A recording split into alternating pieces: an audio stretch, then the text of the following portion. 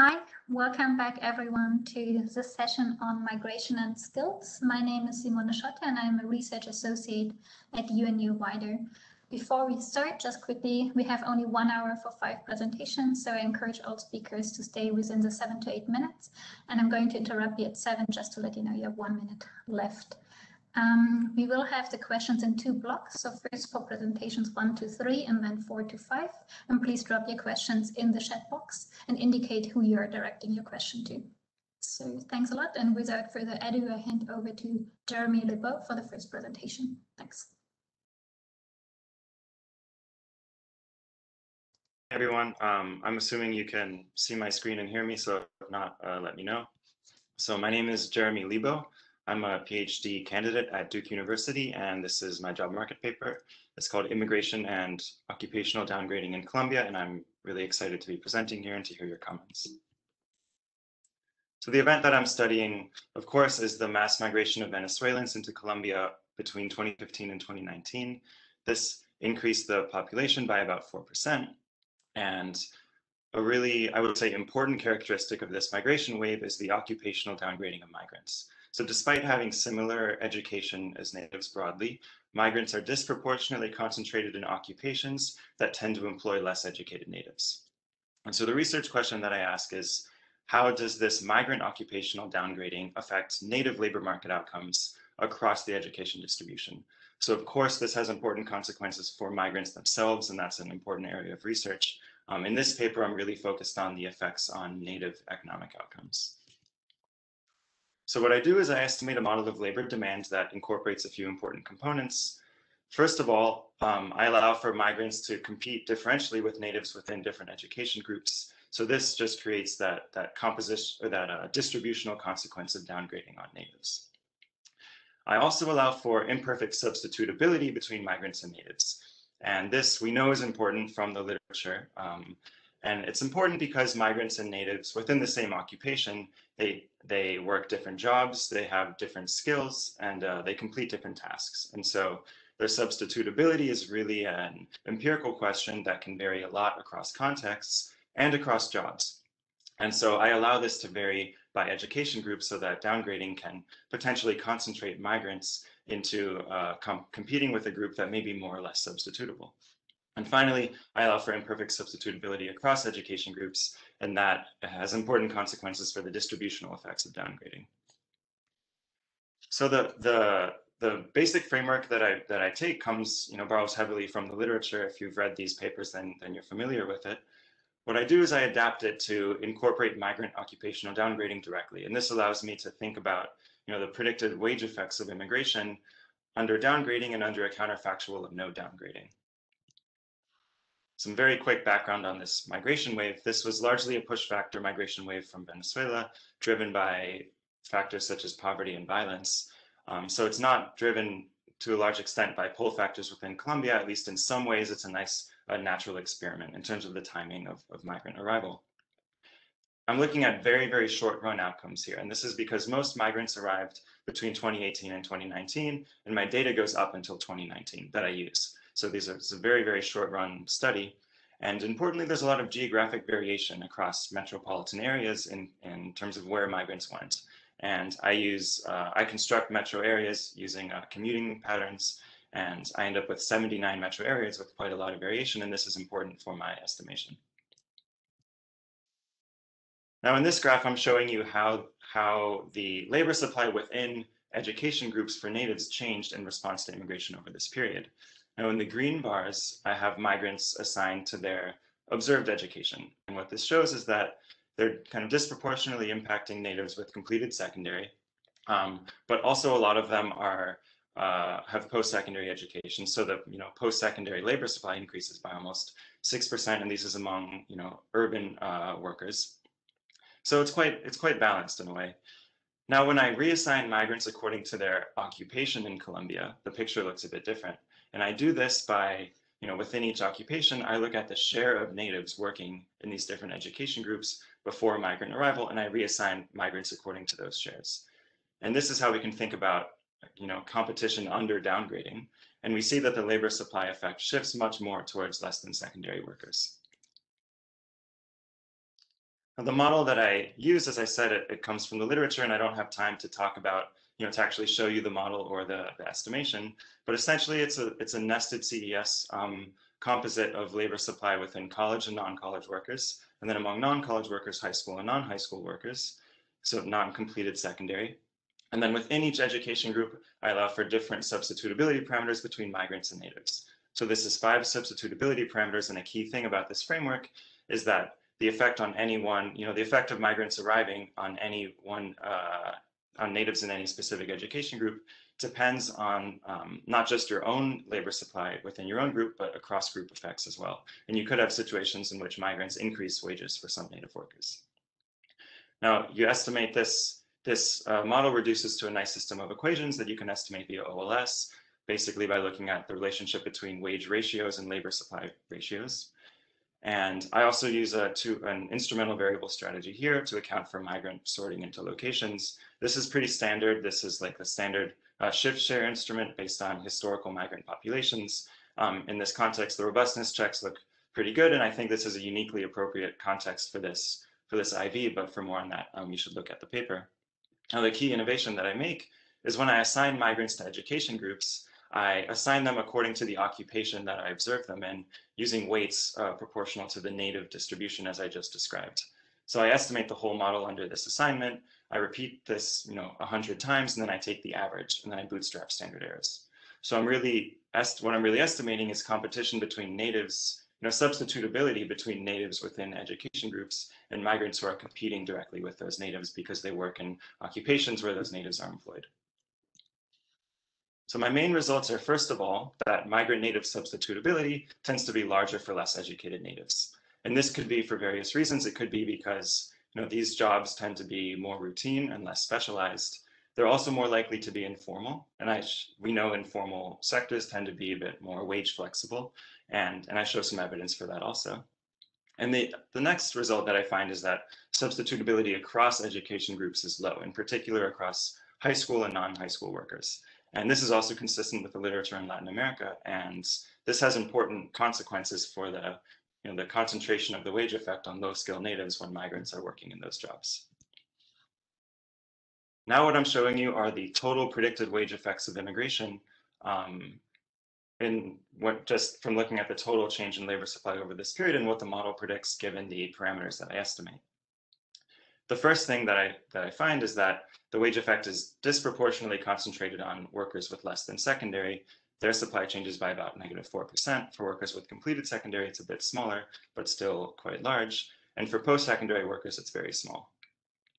Now, what I do is I reassign migrants. Okay, thank you. That's perfect. I reassign migrants to their observed education group.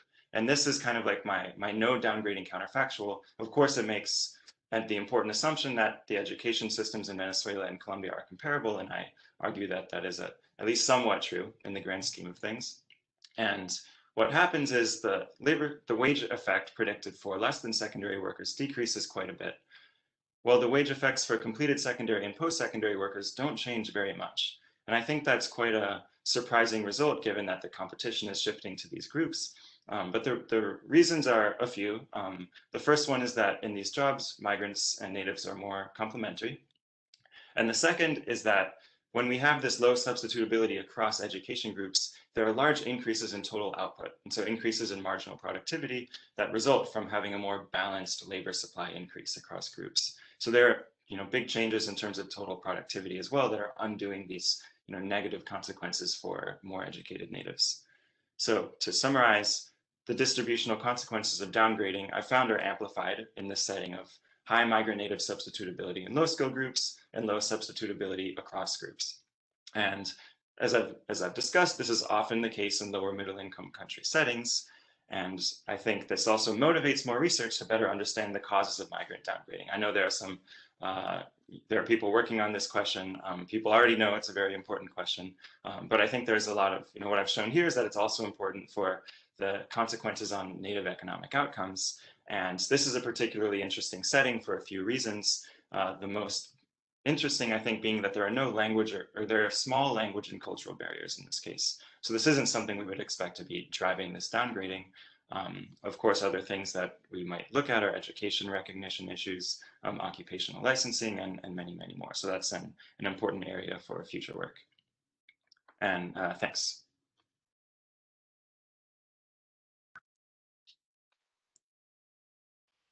Thank you, Jeremy. And thanks. There's already a question in the chat. Please continue dropping your questions for Jeremy, and we're going to take them later in the mid of the session. So we will now move immediately to Nancy Chau's presentation, and she's from Cornell University and Eichstätt.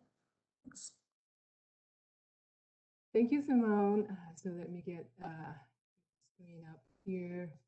So I hope everyone can see this.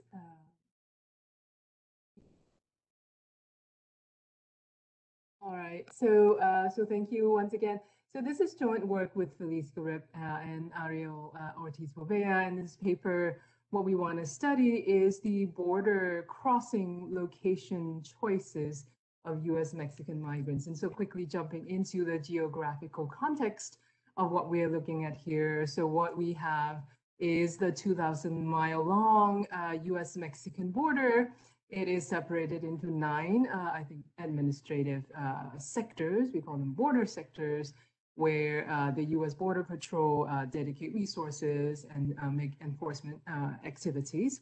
But I think another thing that is important to note, of course, is that this border is highly varied in terms of its geography, its climatic condition, and therefore the risks associated with crossing, and making it a non-trivial issue for migrants. So the data that allows us to think about this problem comes from the Mexican Migration Project. It is a repeated cross-section data set, interviewing many households over the years. The main advantage is that it has full migration history of household heads and members, as well as the crossing location information for many respondents. The data that we will use goes from 1980 to 2005. We look at migrants that are adults, so they are making decisions on their own. We also look at first crossing decisions so that it is not really dependent on path dependencies. And that leaves us with about 2,500 migrants from various Mexican communities going to many US states. And so in order to think about how we slice the data and to look at the problem that we have, this is the first picture. This is just a freeze of a time period and looking at where migrants come from, how migrants cross, and then where they're going. And so I think that the key takeaway from this diagram is that migrants don't find the minimal distance, right, in order to cross the border. Another way to think about this data is to look over time at the border and see how many people are crossing the border at a given point in time, depending on the location. And so what you can see is that going from San Diego to the in the left or the west end of the border location, all the way to Rio Grande. So from here to here, we see that San Diego, a relatively safe location to cross, has been the mainstay for a long time, all the way until around the mid-1990s, after which point a drastic change in how migrants migrate or cross the border has taken place, where many more migrants are crossing in the more dangerous Tucson, Arizona border. And so our main question really is why this humanitarian crisis at the border, where the US-Mexican migration stream joined worldwide many migrant deaths since the 1990s. And so the question is, what are some of the issues that are playing a role? And in our particular case, actually identification is actually rather tricky because there are multiple confounding shocks going on at the same time, as you can imagine. So the first go-to that many people think about is selective migrant border enforcement policy, right? Making hazardous routes having a lower risk of discovery because enforcement typically takes place in locations where there are typically more migrants. And so doing so pushes migrants to the more hazardous location. And as it turns out, in 1993 to 1994, there are major enforcement operations going on. There are other confounding shocks that happened at the same time, including trade shocks and other shocks that perhaps not directly related to enforcement probabilities, but rather the success of smugglers in taking migrants across, but they're just raising the cost of doing so. All of these are important considerations because ultimately we want to see how successful enforcement happened at the border in at least chasing migrants away. And so the literature I don't have a time for here, but that said, the paper does two things. It tries to go to theory to get us some help into identification, and then we'll look at the empirics. The theory that we write is a very simple model in which we basically find that individuals with higher net rewards of migration are favorably selected in border crossing with high success rate. And so that result itself perhaps is not very surprising. But what that indicates to us is that by looking at individuals with higher net rewards of migration might shed light on the crossing locations with higher success rate. But who do we look for? And to do that, we follow an extensive literature which established that those migrants with network connections with the destination, in this case the US, have on that a higher net rewards of migration. And here I quote many papers, some of many papers that show that. And in particular, those with low skills, right, relatively poor migrants tend to rely on these network effects more. And so in our empirical exercise, we try to look for these indications. And indeed, what we find using 1980 to 2005 evidence is that pre-1995, those individuals with destination family connections and less than high school education are negatively selected in the more dangerous location, namely Tucson, Arizona. But post-enforcement, post-operations that took place in 1993 and 1994, these same individuals with the same characteristics anyway are positively selected in the more dangerous location, making our conclusion being, right, the pattern of border crossing is consistent with migrant displacement due to selective border enforcement. And so that's basically the gist of our paper. To the extent I have time to go to the details, I will. But here is just a one-page look at the model. We have these probability of success, accident, and return to origin that we don't know what they really are, and estimation per se is difficult. We specify discounted lifetime utility of successful migration or return to the origin, depending on E, which is schooling, and N, network. We also have a specification of the cost of border crossings. Our conclusion of the model is that the log odds of crossing direction, I'm sorry? 1 minute, okay, K over 1, it depends on net rewards to migration, source utility, distance to border, and the cost of crossing. And so the main identification assumption that we use here is essentially that we use destination connection as the proxy of the net rewards to migration. And here we see that the higher the net rewards, the more likely it is that the migrant will choose to cross at location K, provided that this location K has a higher likelihood of success relative to some days. And so going maybe, so here, the specific note that I make is that, of course, it's important to control for distance, the cost of crossing. And so the estimation equation that we go through is essentially something that it looks like this, where we take into account as our proxy of the net rewards to migration right here, where we have some prediction concerning the sign of beta related to whether location K has a higher probability of success or lower probability of success. So I'll jump through some of these. Our measure of connection with the destination is essentially whether or not the father of the mother or the mother of the individual migrant had prior US migration experience. I interact that with a dummy variable indicating 5-year marks along the time period of our analysis.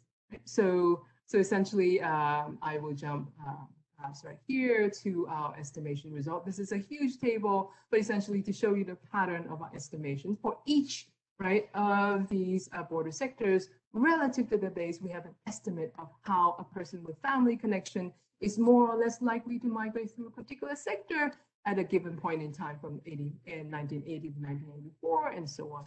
And so our main analysis, our main results are really summarized here, and I want to focus on Tucson, where what you will see is that in the earlier periods prior to those migrant enforcement operations, the likelihood of somebody with a family contact to migrate through Tucson is lower, indicating that perhaps a smaller likelihood of success there relative to San Diego. But after those enforcement operations in San Diego, the relative likelihood of migration through Tucson is much higher. So with that said, we do a number of checks in the paper, but I think the final conclusion that we come to in this paper is that why do migrant and embark in dangerous border crossing journeys? I suppose there are a number of the possible explanations, but the one that we try to confirm here is that has it been really due to selective border enforcement as a trigger here? And our conclusion is that yes, but in addition to that, what we also find is that there might have been a disproportionate impact of enforcement displacement on the poor who end up taking on risky border crossing journeys. Thank you so much. Perfect. Thank you, Nancy. We now move to the third presentation of this first block from Carlo Lombardo, who's based at the Universidad Nacional de La Plata. Thank you.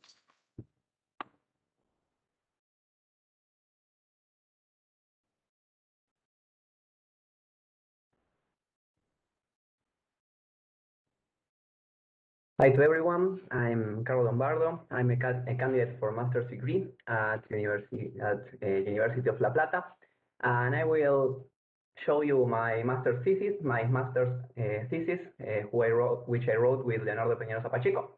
And we studied the effect that the mass migration episode of Venezuelans on Colombia had on the exporting performance of Colombian manufacturing firms. Motivated by the fact that forced displacement is an increasing phenomenon in the world, and in particular that Latin America witnessed the second largest forced displacement episode in the world, where Venezuela expelled 4.5 million citizens, while Colombia received 1.8 million people, with the special feature that those people are on average more skilled than local Venezuelans.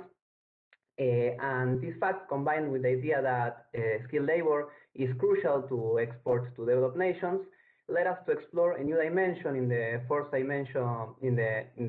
displacement literature, where skilled migrants would allow firms to upgrade their inputs and improve their export performance. For those who are anxious in the room, I will advance some of the results. We found that the Venezuelan exodus had a trade creation effect, which is significant for firms with exporting experience, which is stronger at intensive and extensive margin for high-income countries of the OECD, and which is larger for smaller firms.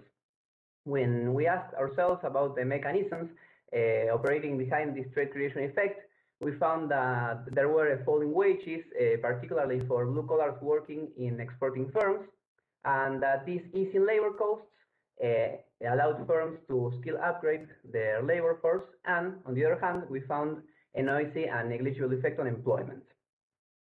So we use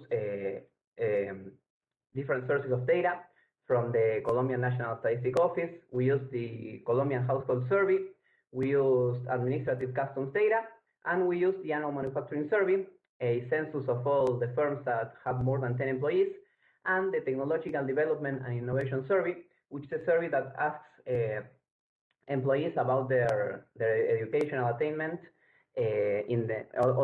which asks employees of companies about their educational attainment. For empirical strategy, we ran a regression at with firm level outcomes such as exported value and average wage, and where the more important controls are the district GDP per capita for the year 2000, interacted with annual damage to flexibly control for systematic differences in Colombian districts, which are called departments, before the exodus, and an interaction term of pre-shock firm variable and annual damage. But to account for the fact that the Venezuelan migrants might choose their arrival departments, we use the fact that in 2016, after a political crisis between the Colombian and the Venezuelan government, borders between both countries were reopened, allowing thousands of Venezuelans to enter into Colombia. And because of the particular feature that their migration is a forced migration, they settled on the departments that are closer to Venezuela. So we built up an IV strategy that relies on this enclave pattern, and we built an IV, which intuition is that the IV will predict that Venezuelans will settle more in Colombian departments that are closer to Venezuelan states with higher historical population densities. If you want, we can further discuss later the details about the construction of the data, the regressions, and the IV, but I want you to have an intuition of what we do. So, jumping to the results, we found that using a panel of firms that exported at least once in our analyzed period, which is between 2013 and 2019, we found that the Venezuelan exodus had no effect on the probability of exporting, but when conditioning on having exported the previous year, we found that the 1 percentage point increase in the share of Venezuelans relative to the local labor force of each department increased 0.8 percentage points the probability of exporting. This result is consistent with the need for know-how and experience in order to undertake an export activity, and is consistent with the fact that the Venezuelan migration took place in a very short period of time. So firms that could take advantage of this shock were firms that already had exporting experience. So from now onwards, we studied only firms that exported throughout the entire period, and we found that using firms that exported every year throughout 2013 and 2019, that the effect on the probability of exporting is heterogeneous and is stronger for firms exporting to OECD high-income countries and is stronger for firms exporting to low-income countries. On the other hand, we found a positive effect of the Venezuelan exodus on the probability on the exporting value, which is also heterogeneous and is stronger for exports to OECD high-income countries. This positive effect seems to stem from an increase in exported value to North American countries.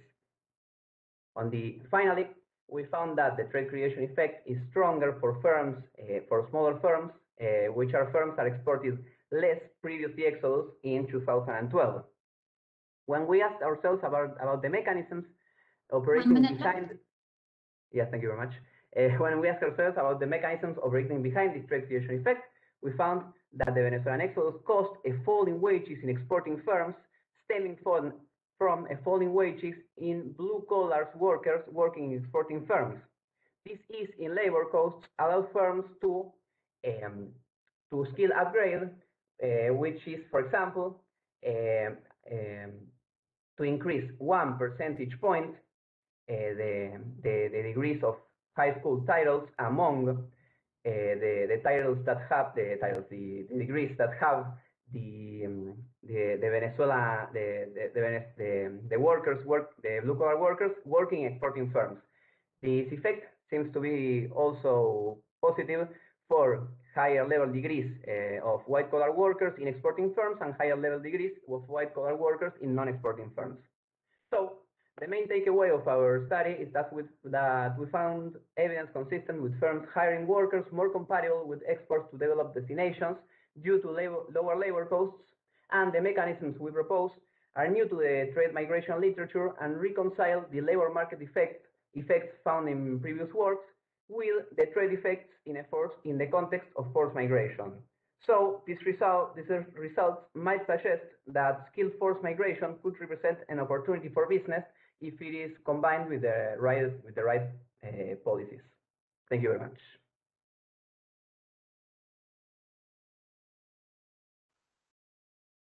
Great, thank you, Carlo.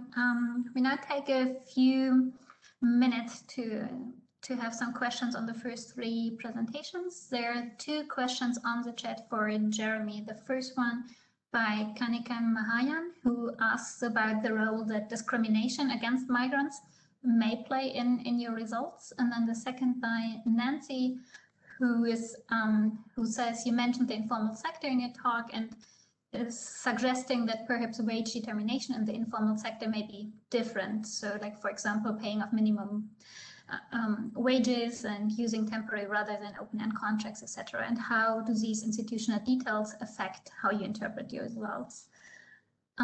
Let's maybe take this question first, and if there's a question for the other speakers, please drop them in the chat. Otherwise, I have some questions to ask. Okay, great. Yeah, thanks for the questions. So I guess on discrimination, I'm not sure if you mean specifically in the context of my model, how does discrimination play in, or could that be something that contributes to occupational downgrading in this case, which is definitely true. I think discrimination definitely has a role to play in the downgrading of migrants. In terms of how it affects the substitutability parameters I get in my model, it's kind of hard since I didn't go over the actual estimation, but essentially, as long as it's something that's fixed over time, it's not going to impact those parameters. If there was like discrimination changing as migrants arrived, say getting worse, then I could think more about how it might bias those parameters. But it's not obvious. And then on the second question, that's a really good point. So I don't, I haven't said anything about the channel through which, or the micro foundation of the substitutability. And so, there could definitely be different mechanisms operating within the formal and the informal sector for the reasons that you explain. I think those would be really interesting to explore. All I've shown is that the substitutability parameters that we get are higher in informal sector jobs, essentially. And let me know if that doesn't fully, if you want to follow up. Right. Thank you, Jeremy. Can also continue the discussion in the chat potentially. For Nancy, I was wondering, as your data, I think, ends in 2005, your data set, how you expect your results to change, considering like recent changes in the US border policies, and whether you could give any sense of this.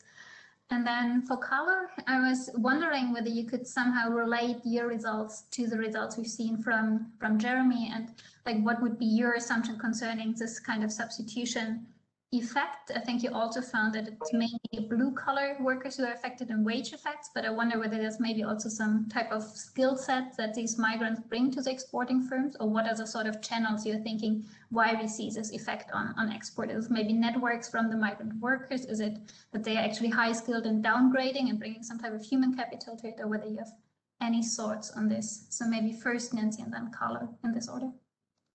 So excellent question, Simona. Is exactly what needs to be asked. And so one of the robustness checks that we do is that, in fact, after 2001, we have because of 9/11, a new set of border enforcement procedures in place that basically now plugged a hole in Tucson, Arizona. And so we redid the analysis to see if the selection that we saw is there, but it's not there anymore. And so you made an excellent point. Thank you. I'll keep it short. Thanks. Yes, thank you, Simone, for the question. Very good question. We don't have any data to investigate whether the effect on exports came from a substitution between Colombians and Venezuelans within plants, or if the mechanism could be that Venezuelans had experience in Venezuela exporting to developed nations, and they brought this experience to Colombian plants. But what we could know for sure is that they lower the labor costs for firms, and this ease of labor cost allowed firms to hire higher degree workers, both white and blue collar. But the particular mechanism operating behind, we don't have data to test it. Hope I have answered your question. Thank you. Maybe following up, do you have any information on the formality status of the firms? Like, I think normally maybe exporting firms tend to be more likely to be formal firms. Also, like, do you find any type of formalization effects, or knowing whether workers are formally or informally employed? Yes, we found that the effect was stronger for this effect that we found that was stronger for smaller firms is consistent with the fact that smaller firms are more likely to hire informal workers, and these Venezuelan workers before 2018 and before 2019 were more probably informal, so there could be a mechanism operating there in terms of the formality of the workers firms hire. But this mechanism operates only on, well, in our data, we found that this mechanism operates only within smaller firms.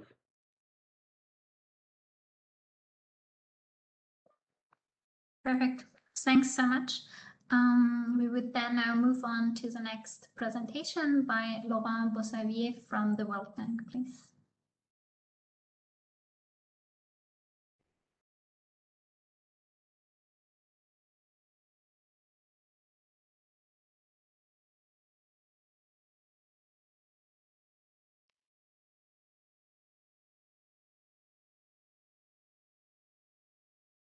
Hi, can you see my screen? Yes, we can see. Okay, perfect. Thanks a lot. So I'm gonna present a paper where we conceptualize temporary migration as a long-term investment using data from Bangladesh. It's joint work with Simon Gerlach, which is at Bocconi University, and Chagla Özden, as well as Hewang, who are also at the bank. I think Chagla is also connected. So let me first give you a bit of background on temporary migration in Bangladesh. So first of all, it's very widespread. 30% of the adult male population was abroad for work in 2017. It's almost entirely temporary migration, formal migration dominated by almost entirely male as well as low-skilled. And it's primarily to the Persian Gulf countries to take up like low-skilled occupation, mainly in construction. Another feature is that migrants from Bangladesh typically pay very high migration costs, especially when compared to their wages back in Bangladesh. So let me detail now a little bit our approach in this paper and to which extent it contrasts with the existing literature. The existing literature on temporary migration often is static, focuses typically on current income and consumption benefits, and usually relies on more like standard labor force household surveys. So in contrast, the approach we follow in this paper is dynamic, where we model the dynamic link between labor and capital markets, as well as outcomes. And we use dedicated survey data with information on employment trajectory of workers over their life cycle. So very briefly about the data we use in the paper is from the Bangladesh Return Migrant Survey. It's a survey that was conducted by the World Bank in 2019. It captures about 5,000 return migrants, so it's a very large sample. It collects information on labor market outcomes before, during, and after migration. It has detailed information on migration costs, their breakdown and the sources of finance. As I mentioned, it's important given the high migration costs in Bangladesh. And finally, also a detailed questionnaire on household assets consumption and the employment of other household members. So basically what we're gonna do in this paper is like try to explain a couple of stylized facts that I'm gonna present to you now and how they connect to each other. So the paper is basically gonna model the dynamic linkages between these stylized facts. So the first one is that it's about the rate of self-employment among migrants by age, among like, so you have three different categories here. You have non-migrants in blue, you have migrants before migration, as well as migrants after migration. So you notice a couple of things that are important here that the model is going to explain. First is that the employment rate of non-migrants increases over time with age, which seems to suggest that workers need to accumulate assets in order to start self-employment because they face credit constraints. That's something I'm going to go mention in more detail later.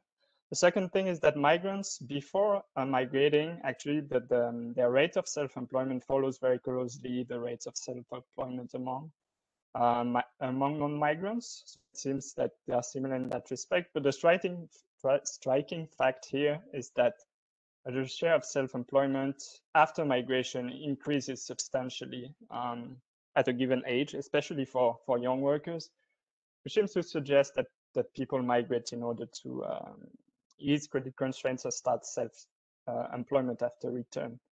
So related to the credit constraint I was mentioning, this is the second stylized fact I'm showing you.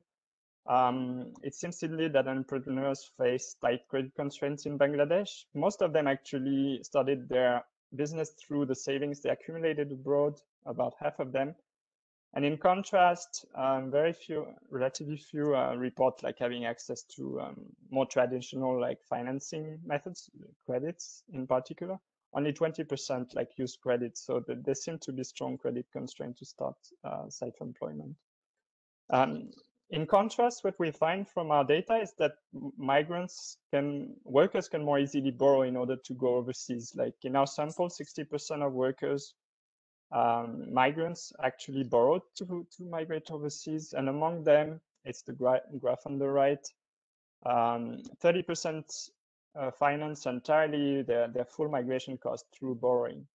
So why is this the case? Why is there less credit constraint to migrate than to start entrepreneurship? What we talk about more in the paper is that one plausible explanation is that the income overseas is much more verifiable and less risky as opposed to self-employment, because migrants need to have an employment contract to go overseas already to the Gulf, and their wages are known once they go, as opposed to self-employment, which is much more risky and less easily verifiable for a lender.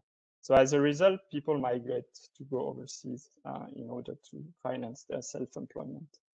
The third stylized fact is about the relationship between duration of stay overseas and migration cost and wages. So this really illustrates the core of the model, which is about the dynamic linkages between migration parameters, credit parameters, and migration outcomes and employment outcomes.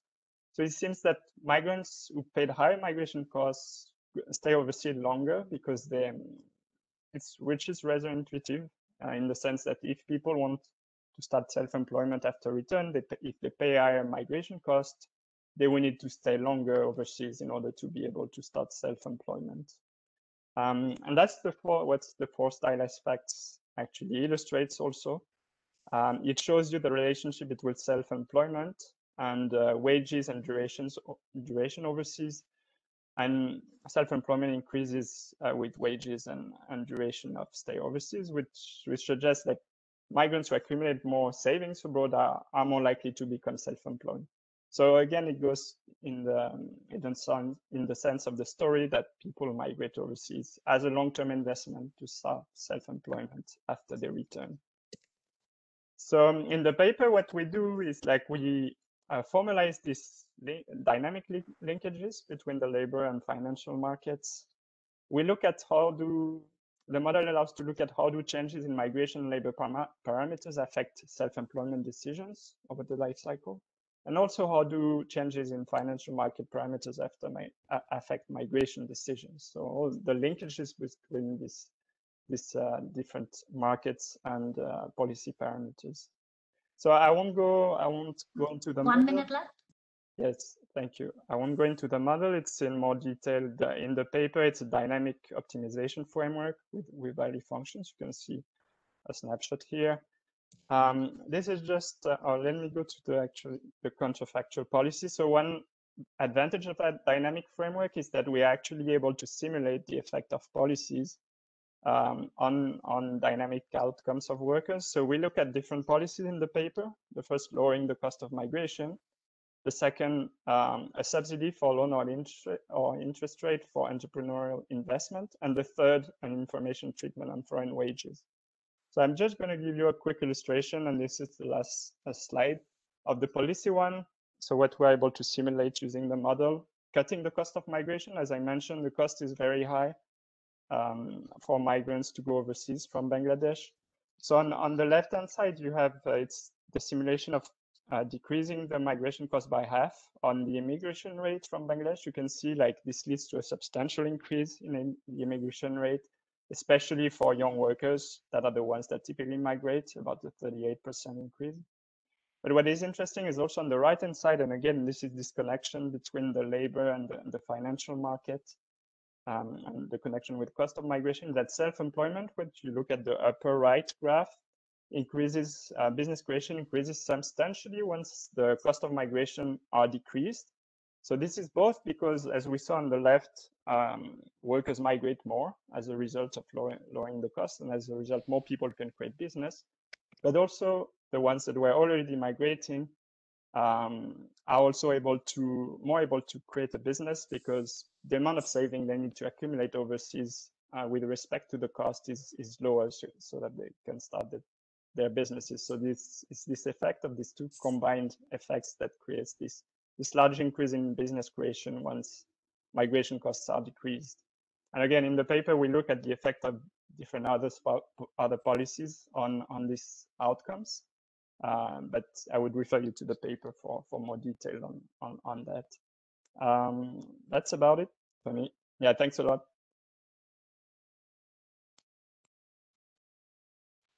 Perfect. Thank you, Laurent. And then we would now move to the last presentation of this session by Christina from KU Eichstätt-Ingolstadt and the IFO Institute Munich and Harvard Kennedy School of the session regarding the last two presentations, but also feel free to continue dropping questions in the chat. There is a question here for Laurent by Nancy, who's asking, what is the role of recruitment brokers among Bangladeshi migrants? There are report stories of abuse, and given that you are only observing return migrants, I wonder if you could comment on how borrowing may deter return migration to begin with, or some migrants, though they are not captured here.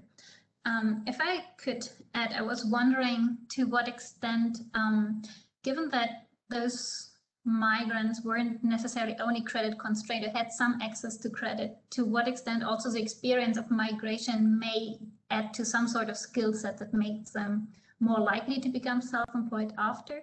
And another question, to what extent do we think that those self-employed jobs are preferable in the end? Like, assuming, I think at some point you made the point that to have to borrow capital to migrate in the first place, you kind of need to have a sort of stable job, which might be even a formal sector job of a maybe higher skilled migrant. And I was wondering to what extent are those jobs that they have after migration then preferable?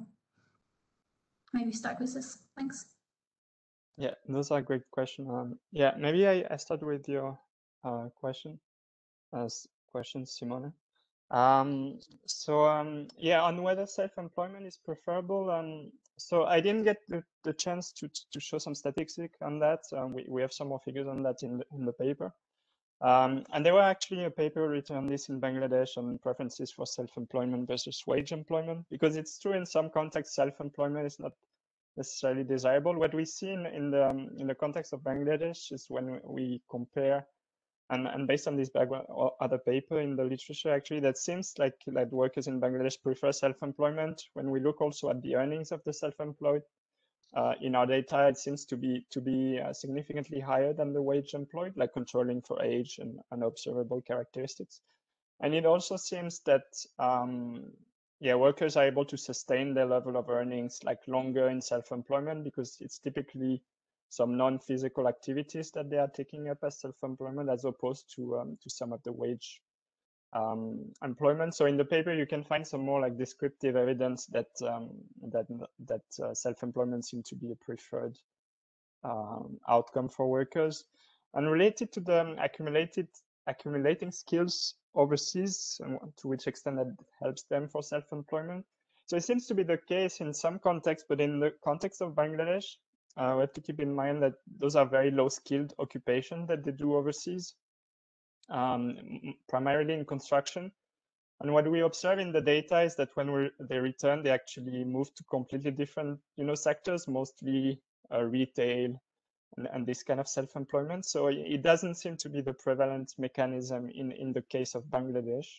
Of course, they might be accumulating more like, soft skills type of skills potentially, but again, given the type of occupations they are doing overseas, I mean, we think it doesn't seem to be the major channel when you compare it to like, the financial constraint channel. Finally, yeah, on the question from Nancy, yeah, I believe there are like several sub-questions within that. But the role of recruiters, basically, I mean, it's mostly like, there's an entire political economy about that, but basically driving up like migration costs. It's like recruitment cost is like almost like I think 2/3 of the recruitment cost, and it's very high compared to wages in Bangladesh. So that contributes to the credit constraint, to the indebtedness and the need to stay overseas like longer. I mean, and the questions to which extent this can affect selection in returns, that's a good question. However, in the case of Bangladesh, I mean, given that it's migration to the Gulf, you have to keep in mind that workers are obliged to return to Bangladesh once their employment contract finishes. So basically, the worker doesn't have a contract; it cannot stay. So it's not like workers can stay there without a contract because they want to avoid like the recruiters. And in addition, recruiters also have access to the family left behind. There's another thing that I didn't get to mention is that migrants from Bangladesh, they typically migrate alone without their family. So typically the recruiters have access to the family left behind if they want to get their money back. So in that sense, we believe it's not a significant factor in affecting selection in returns. But the question more broadly on selection is important. So in the paper, we account for that using some data on current migrant and non-migrant. But again, we are less concerned about selection overall in that paper because, as I mentioned, migrants have to return if their employment ends, and they cannot retire also in the destination. So that's the context helps a bit to explain that. Right. Thank you, Laurent. We're basically out of time, but let me administer one last quick question to Christina. I was wondering, I think your study was very much confined to the German context, and putting it in the context of this broader session, like how well do you think the skills travel kind of, or what would be the signaling of this maybe very Germany specific system on people migrating abroad, and how do you think it enhances their skill set also in this context? So it is broadly discussed that the German apprenticeship system kind of is a role model also for other countries. So for example, they have this apprenticeship system in Denmark and also in Switzerland, but it's also broadly discussed that it's a really nice setting to be implemented in America. So I think they can learn a lot from the studies, that also the skills that apprenticeship graduates learn in this low and middle skill context really pay off on the labor market. So I think the study is also transferable to other countries in this specific context. Thanks for your question. Right, thank you. And thank you to all presenters. Thanks a lot for staying very much in time, and thanks to the audience for really great questions. I will then close the session here. We have about 13-minute break now until 6 p.m. Central European time, and then we'll meet again for the next session on trade and globalization. See you all there. Thanks. Thank you, Simone. Thanks so much.